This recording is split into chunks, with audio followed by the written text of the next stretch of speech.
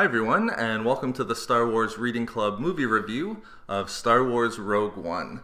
And usually what I do is I do the reviews of the books just with myself, and I actually have a partner with me this time. It's not the non-canon expert, but it is my brother, if you just want to say something. Hey guys, how's it going? And maybe I'll take this time and point out that we might sound the same, but you're going to be able to tell who it is based on Star Wars knowledge. The one who knows what they're talking about is the one who usually runs this channel. Yeah, I think it's fair to say I have a little more Star Wars knowledge than you. But nonetheless, we have seen now, I think, 8 Star Wars movies together. So I thought that it'd be a good idea, since we just saw it, we do the review together. But basically what we're going to do in this review is we'll keep it spoiler-free for the first couple of minutes. And really, since we just literally got back from having seen the movie this morning, I think what we'll do is just do our first impressions and not really dive into too much details. We'll just say what we thought about the movie. And what I'll do is I'll probably do a hangout later this weekend, probably Sunday, and we can go more in depth. But I should just say we just got back. It's Friday afternoon when we're recording this. We saw it, not our usual time, we saw it this morning at 10:30. Yeah, my first movie experience, morning movie experience ever. Yeah, this was my first morning movie as well. We had planned on seeing it last night on opening day at 7 o'clock, but life got in the way a little bit, and we couldn't wait. We had to see it at the first opportunity today, so we went and we saw it on IMAX 3D, which both of them were my first movies as well. You guys might not believe me, but this is my first IMAX 3D movie. Yeah, mine as well. So we went to the IMAX 3D, 10:30 a.m. show. I would say it was about 75% full still, though. Yeah, it was kind of nice. Didn't have anyone sitting beside me, which you just mentioned we saw all the Star Wars movies together. Every single Star Wars movie has been jam-packed, so this one was kind of nice, actually. Nice.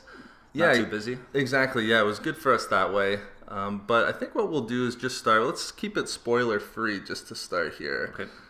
My first impressions were, I loved it. Yeah, but I think we're both kind of leaning in that general direction. For me, it sort of started slow and then just built from there and just kept building until the very end. And right, I think I might have had a bit of an advantage just in that sense because I read Catalyst first, so I knew who the characters were a little bit more than you.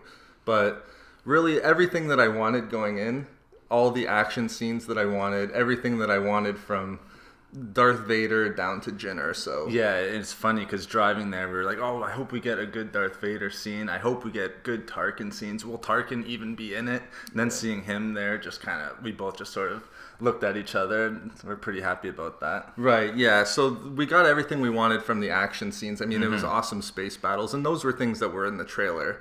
But basically everything I wanted was in there, and the acting was really good. I mean, nothing really held back that way. The story was really tight. I think everyone did a really good job. Yeah, and even though it did sort of start out slow for me, and like you said, it's probably a little bit slower just because I didn't read Catalyst, and I was still trying to get used to all the characters. But it really moved fast. Right. The pace was fast. They were jumping from planet to planet. I was really happy they had the write-ups in the bottom left there for me to sort of follow along. Yeah, and they helped me too, to be honest. But maybe that's a good point. Maybe I'll just say too in the non-spoiler section here. It felt like a Star Wars movie, but it was much different from every other Star Wars movie that I saw. And that was something that I was hearing the whole time building up into the movie, that it's a different Star Wars movie. And I think that really, I mean, right from the beginning, I got the feeling that it was Star Wars, but it wasn't Star Wars at the same time. It was moving away from more of the trilogies that we were seeing. And especially even afterwards, when we were trying to compare Rogue One to The Force Awakens, it was really hard to compare them because it was almost an apples and oranges type of thing, where The Force Awakens was obviously a really tight Star Wars movie. And this, I don't know if you felt the same, this felt completely different. This was almost more of a war movie in the backdrop of Star Wars. Yeah, no, I would definitely agree with that. And sticking with the spoiler-free thing, I apologize if I gave any spoilers already. But yeah, I have to agree. I mean, someone like me, just sort of following along, not seeing any lightsabers right off the bat or anything sort of your typical Star Wars type what you movies. Would have come to expect. Exactly. There was a couple of times where you're almost kind of get lost a little bit and, kind of trying to remember, is this really a Star Wars movie? But yeah, it felt different from that standpoint. I really liked it, and again, we won't go too much into it with the spoilers, just so people can see it for themselves, and then we can discuss it after that way. But again, I can't recommend it highly enough. They did a really good job. As the first standalone movie for Disney, where they're out of the trilogy, I think they knocked it out of the park. I mean, I'm only anticipating all of the other individual one-off movies. I was a little bit nervous about the Han Solo movie. Not really anymore. I think they did a really good job here. They were not gifted, but they had the gift of having this storyline where they could tell the rebel story of stealing the plans for the Death Star. And they had quite a bit to work with, for sure, as well. But yeah, I agree. I was really happy with the movie coming out. We were both pretty pumped. Yeah. We're really excited after the movie. So that's 2 recommendations. Again, me, probably a bigger Star Wars fan than you, but I think both of us enjoyed it the same, and we would both highly recommend it. Yeah, which is good. So you got a huge Star Wars fan giving the recommendation, me sort of more general. Yeah, just your casual fan. Yeah, I give it a huge recommendation as well. So I think you guys are really going to enjoy it. For sure. And I think maybe what we'll do now is get into our spoiler review section. So what I'll do is I'll give you guys 5 seconds. If you haven't seen the movie, definitely wait until you see the movie and then come back to this section here. But I'll give a couple of seconds and wait for you guys to sign off here. And I hope you guys come back after you see the movie. So we'll give you a couple seconds here now. All right. So let's start off. I think the first place we have to start off is just the ending. Yeah, we have to. Yeah, and I think with the ending, basically, we had the live hangout last weekend. And going in, one of the main questions I had was, is Disney going to have enough gumption to have an ending where pretty much everyone dies, all of the main characters? And I called it the Lords of the Sith ending, where it's just this one wasn't as dark as Lords of the Sith, but everyone ended up dying at the end of the day, which I think was a really positive step. I think that was pretty bold for Disney to do that. I mean, they could have had a story where Jin survives or one of the other members, Cassian, survives, but they went for it, and I have to applaud them. It was a great ending in that sense. Yeah, and even with the way Krennic dies. Yes, and Krennic too. Yeah, and we talked about it quite a bit, and you probably gave it a little bit more thought than I did. But the exact same questions were sort of sitting with me. Were they gonna kill everyone off? And yeah, and you were hoping they would, because for me, a casual fan, it just wouldn't make sense. For me too. And I'm sure for you too. Yeah. They weren't in the past ones or the ones from before. So yeah, I was actually. It was funny. You're cheering for the. Of course, you don't want them to die, but when they did, you're kind of just like, okay. And they handled it really good. None of it was over the top. Yeah. None of it was cheesy or anything like that. The acting was all really good. Yeah. Hit me in the feels a couple of times. Sharud, him dying, kind of got me. He kicked it off. K2 as well. But all of in that sense, the ending, I really have to tip my hat. That was the perfect ending in my opinion, and even just the way Krennic goes out. Yeah. Oh yeah. And we were talking before. Was Vader, if he did die, was Vader going to be the one to do it? I know in the hangout we had brought up the fact.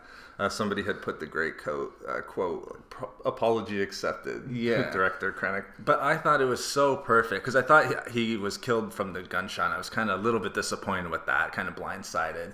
But then I thought it was perfect. He looks up and sees the Death Star staring right back at him. Right, the thing that had consumed his life for exactly 20 years. And he's going to be his ticket to basically having a high position in the galaxy was the thing that did him in. That was perfect, too. Exactly. Yeah, that was really good. Sort of his pride and joy.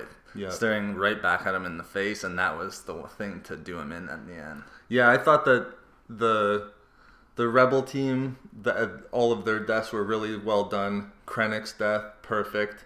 Now, just as somebody who read Catalyst, I was surprised at how few scenes there were with Galen and then Lyra Urso as well. And when they went out, it probably meant a little bit more for me, having read Catalyst, than someone like yourself who has not read Catalyst. But I thought that they did a good job too. The Galen, that monologue that he gave with the hollow image with Saw and Jin there. I thought that was one of... Yeah, that pumped me up kind of a little bit. Yeah, it was a really good scene. And basically that set the stage too. It was surprising for me that they caught up to the Ursos so quickly. I mean, they think they said the sod says something like 15 years, or I forget who dropped that timeline. But in the novel Catalyst, they leave it off with the Urso's on the run. I hope I'm not spoiling too much. But it seems like within a year, he caught back up and found Galen, and then got Galen to work on it. So I'm thinking, well, did Galen become an Imperial? Did he turn bad? Or what's the deal with him working for 15 years on the Death Star and it being operational? But then him going along and saying, I've been playing the part. I've left a booby trap, a trap in the plan, so find that. I love that. That was all really good stuff with Galen Erso too. I thought so too, because there's always just that question sitting there. Well, why would they have built it where just one reactor? I think that's what it was, right? Where you just shoot a couple torpedoes at that, and then the whole thing blows up. It handled it perfectly now, and you have a good sort of explanation within the canon now of how that was. And that was good. And he really went for it on the explanation too. He's like, I built it weak. Like it just basically okay, that's why. There's no questions anymore. That's why they were able to just shoot it and the whole thing exploded. Yeah, I really like that. I was hoping we were going to get more of Lyra Erso in the movie. She had such an interesting aspect to things in the novel that I was hoping we would hear a little bit more, especially since we saw the major scene in the trailers of her handing Jyn the Kyber crystal. And I don't know if we heard it in the trailer, but I think we did, where she says, just trust the Force. Yeah, it always seemed like there was a interesting connection between her and the Force and the Jedi as well, but and nonetheless. She gave her that necklace. Yeah. That had the crystal on it. It had a Kyber crystal on it. So that was kind of interesting, when she was saying the Force. So I thought that was kind of cool when she looked at it. And and that was sort of the connection to her parents. Mm-hmm. But I think all of those scenes were really good. I think we would be remiss if we didn't talk about one of the aspects that we were most interested going into, which was Darth Vader and his role. Yeah. Maybe I'll let you start, just from your point of view. Maybe what did you go in hoping you were going to see from Darth Vader? It's probably much like my own, but yeah, and it's funny too because I think Vader's both of our favorite characters. So I was really excited to see Vader. I was kind of hoping he had not a big role because he wasn't going to be one of the stars, but I was hoping he'd have a few sort of scenes. Naively thought we were going to see a lot more Vader than what you kind of hope that you would. But what was I expecting? I guess what I was kind of hoping for and kind of expecting, to be honest, was what we got kind of at the end, in that hallway scene at the end. That's all I wanted. Yeah. That hallway scene at the end where he shows up on the rebel ship and he's staring down 10 rebels, it must have been. I thought that was so cool. I love that they put it right at the end too. Mm-hmm. I just thought that was so cool because you got a couple scenes with him throughout the movie, and it was kind of the cool, kind of dark, he did the Force choke on Krennic, and that was cool, but then just kind of capped it off. You got the badass Vader. Yeah, really, I have to think about it. Have we even gotten, that's the most we've seen now on film of Darth Vader doing his thing. I can't, unless something's escaping me from the original trilogy. Really, it was the first time, and that's basically what we got was what I wanted to see as well. And that's exactly what I was hoping for. It was probably a little bit naive of me. I was hoping we saw, although to be honest, I was hoping we saw a little pilot Vader as well, just because there's scenes from Lords of the Sith and everything like that. If we saw maybe him in some dogfights heralding back to A New Hope, but that's probably cool. Too much. Yeah. We got that in A New Hope, so it was nice to see at least we got the lightsaber come out. Yeah. So maybe should we talk about that hallway scene? Just sure. Yeah. So I guess the part that I just loved when he force pushed him up against the ceiling. Yep. I loved that. And then while that guy's up on the ceiling, he's taking 3 people's guns away. Yeah. And just grabs with the Force.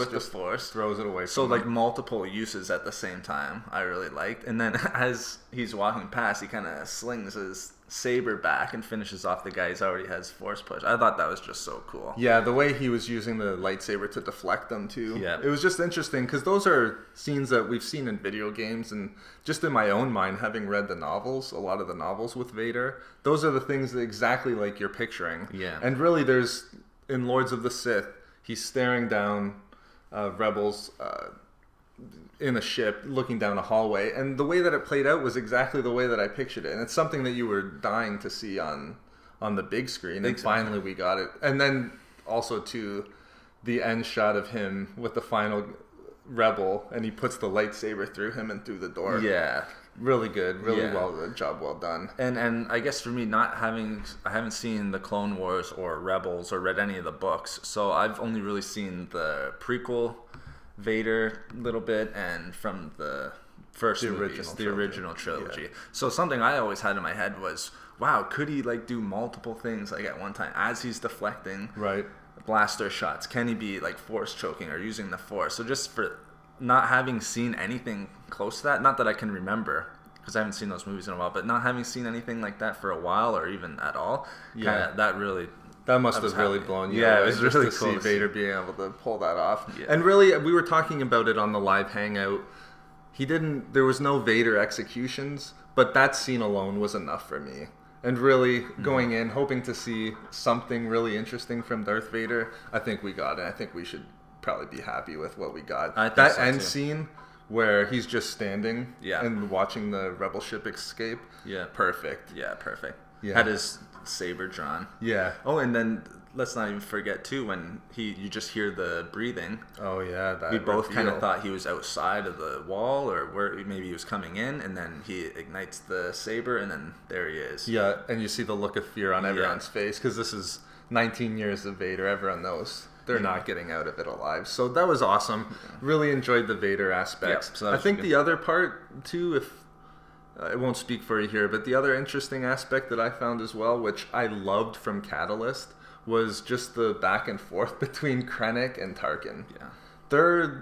The way that they're fighting for position in the hierarchy of the Empire really played out on the screen perfectly, in my opinion. In Catalyst, that was one of my favorite aspects of the novel. So to see that, when they did their first test shot on Jeddah, and maybe I'll just mention it as well. I was really hoping that it wasn't the case that they fired on Jeddah, because we saw that it wasn't destroying the moon, that it was just making a huge explosion. So I was hoping that it wasn't the case that they just hadn't completed the weapon, and then by the end of the movie, whatever that small timeline was between Rogue One and A New Hope, they completed it. But this was even better than I could have imagined, because really it was just they were making a statement. Yeah, they weren't trying to destroy the moon. They were just testing it, and at the same time, putting it out to the galaxy at least to the planet, because it was a highly contested rebel planet. Yeah. But I love that. But just the back and forth after that, where Krennic thinks, okay, I've done it. I've created this super light laser for the Emperor and the Empire. Now I'm going to be the higher up in the Empire, and then Tarkin just immediately puts the end to all of that. Yeah. Tarkin is such a cool character, just the way he's so calm, cool, and collected. Yeah. And then just reveals to Krennic, well, you might want to check out the fact that in your science facility, you have somebody in there who transmitted a signal, and some pilots become a rebel. That's right. And I like too with Tarkin, and same with Vader as well, how they just always seem like they're one step ahead. And they don't take any victory for granted. They know that there's for Krennic, he saw that the laser worked, and then for him that was a time for, okay, we did it, let's all celebrate. But they're just like, there's other things we need to worry about, like with Vader saying, did he make it weak? You better check to see if Galen Erso put something in the... I thought that was so cool. It just showed how they were one step ahead, always thinking. Right. And that's why they were where they were, and that's why Krennic was kind of stuck where he was. And although we saw a lot of force chokes from Vader in the hallway scene that we just mentioned, the Krennic force choke is perfect. Yeah. I mean, Krennic had it coming. That was very, that was satisfying too, just after Catalyst and going through half of the movie. God, the Vader scenes were good. Yeah, and the Vader, don't choke on your aspirations. Yeah. Krennic, perfect line. That was really good. Is there anything else maybe we should talk about? Maybe we can just talk about what we thought of just the people within the Rogue One group? Yeah, the Rogue One group. Yeah, I thought that they all did great. I saw Gerrera was a little bit... I don't know if that's what I was expecting. The first third of the movie was pretty much as I expected it, but I don't know what your opinions were on Saw Gerrera. Yeah, it was a little bit lower on Saw than you were, but then when you were kind of explaining a few things from the book, it sort of made sense. See, I didn't have the whole backstory. And with the Clone Wars Clone Wars, I didn't know that he fought in the Clone Wars, so I didn't know that he sort of lost his mind. I don't know, a few of the lines that he delivered were almost That humorous one with to me. Jin, like, have you come to kill me? To kill me, I was kind of like, whoa, where's this guy's mind at? And Right. didn't really know fully his story. So that didn't really, I don't know, it didn't really affect me sort of like the Tarkin and the Vader ones did. But I guess knowing that now, it makes a little bit more sense. So it might make more sense to you guys. Yeah. But yeah, I wasn't really huge on Saw. It was a smaller part than what I expected. I kind of figured he wasn't getting off Jeddah just from looking at the trailers, but he had a smaller part than what I expected, which is fine because it was mostly focused on the Rogue One crew. But I really like the Saw Gerrera character. And once I think you realize that even he's too extreme for even the rebellion, and he's off on his own island trying to do whatever he can to fight the Empire, and then in that timeline has pretty much lost his mind, or at least gone crazy. He's fought way too long. If you take his timeline of fighting in the Clone Wars and then fighting against the Empire and having just basically half of his life be warfare, then you kind of see it as like, it's more tragic than I think it came across in the scenes. If you have the backstory, it's more of a tragic character. Yeah, and I do think the way he went out was really good. Yeah. He kind of went out on his shield, right, type of thing. Not really fighting back, but I think that was sort of good. His fight was done. He knew that done. Rogue One, those people, they were Jin, all the rest, it was their fight now. And so he kind of accepted that, and he kind of went out on his own terms. So I like that it changed for him too. He was untrusting of Jin. And then when I think he saw the hologram, of Galen, so I think it said for him, okay, there's probably a bigger fight here to have. His fight was going to stay on Jeddah, and he wasn't going to be the one to bring down the Death Star. So his role was done at that point. Exactly. I like Saw. I think it was a good ending for him. Smaller role than what I thought. I thought Forrest Whitaker would have been in it a little bit more, but. I think that it was good what we got. And then maybe before, if we have a little bit more time, one thing I want to just point out quickly is when I first saw the trailers and a couple of the stills and the pictures, seeing the beach at first, it didn't really sit too well with me. I kind of thought it was maybe a little gimmicky and it might not have fit into the... Yeah, it wasn't kind of your typical Star Wars thing, but... I think that was a good thing. I liked it. It was really cool. Them sort of going through like it almost looked like a jungly. Yeah, but it was a beach kind of rainforest. Yeah, feel. And then having like some of the shots from above and seeing kind of like the beach. I thought that looked really cool. Right, and then the Death Troopers and the beach troopers. Shore Troopers. Yeah, they were all really good. The Death Troopers really did it cool. For me. Even the Stormtroopers were good in this movie. Usually in Star Wars, it's a running joke that the Stormtroopers aren't great. Yeah. They're not good soldiers, but they did enough for me. And then the Death Troopers arrived, and then those were obviously superior soldiers. So I'm sort of interested to see what you guys thought, but it didn't really sit well with me, but after seeing it, it worked. It worked. It definitely worked, and it's kind of good to keep an open mind sometimes. Yeah, those Scarif scenes were awesome. Once you got to, I was sucked into the film at that point. They could have been fighting on a sun for all I cared, but those were really good. The whole Scarif ending was great. Yeah, I really liked that. And then all the deaths on that, they were good. I thought that they were all. There's so much to discuss about each of them individually. Yeah, I think we'll leave that for another day. Yeah, we could go on and on probably. Because there's dozens of even video ideas that I want to do, like Sharut, everything with his backstory, and even the Moon of Jeddah. Yeah, there's just so much interesting.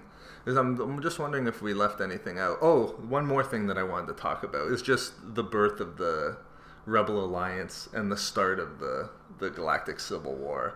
The Bail Organa and Mon Mothma scenes, those were really good as well. And the perfect thing too is they nailed Yavin 4. Like, they nailed those scenes. It was everything that was in A New Hope. It's like they lined it up perfectly in this movie. So everything from the Rebel base that was in A New Hope looked perfect in Rogue One for me. And you're immediately drawn back into this is the Rebel Alliance against the Empire from A New Hope. So I love those scenes.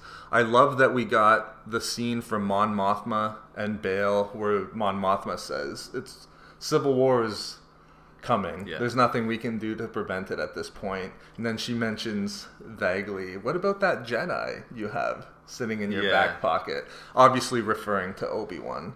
And then maybe I was hoping it was Ahsoka. Maybe we'll see some Ahsoka in this movie, but no, we didn't get that. That would have been too much in my opinion. But again, it lines up perfectly. He's going back to Alderaan, which of course gets destroyed with him on it and his death, and then him putting Princess Leia into position to get the plans from the Rogue One crew and from the Rebels, so that we can go right into A New Hope. Yeah. So the Bail scenes, again, some of my favorite, and I've really gotten.